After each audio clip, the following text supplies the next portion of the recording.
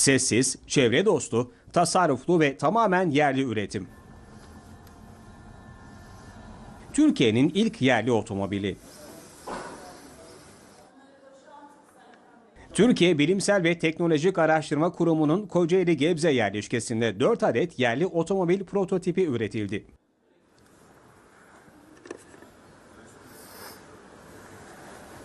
Türkiye'nin ilk yerli otomobilini kullanmak A Haber ekibi olarak bize nasip oldu. Şu an kullandığımız aracın benzerlerini, yerli otomobilleri 2019 yılında yollarda görmek mümkün olacak.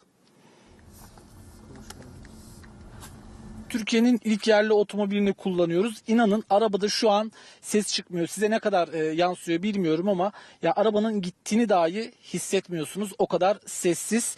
Bu arabanın birçok özelliği var. 2 TL'lik elektrikle ortalama 100 kilometre kullanabileceksiniz. Başka ne diyebiliriz anonsla ilgili? Tamamen Türk mühendisler. İlk yerli otomobilde son teknoloji kullanıldı.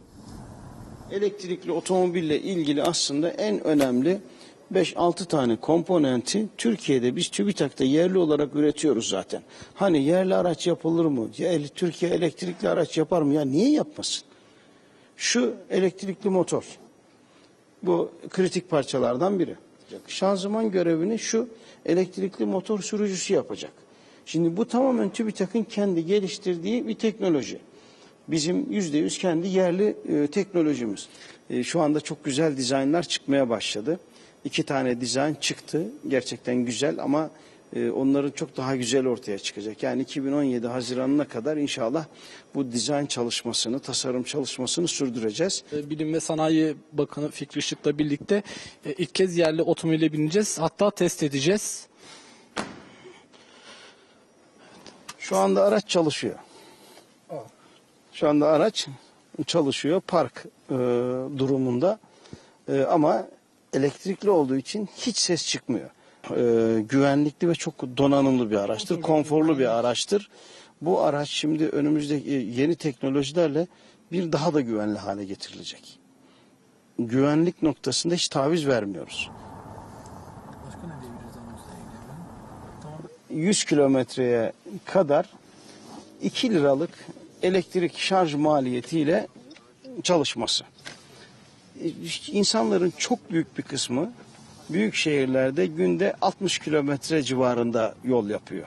Dolayısıyla siz eğer günde 100 kilometreye kadar yol yapan bir insansanız hiç günlük şarjınızı tüketmeden aracı günlerce, aylarca kullanabileceksiniz.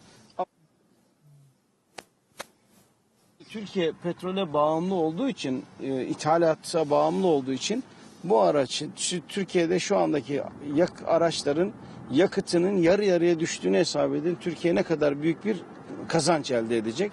Sadece otomobil markası üretmiş olmayacağız.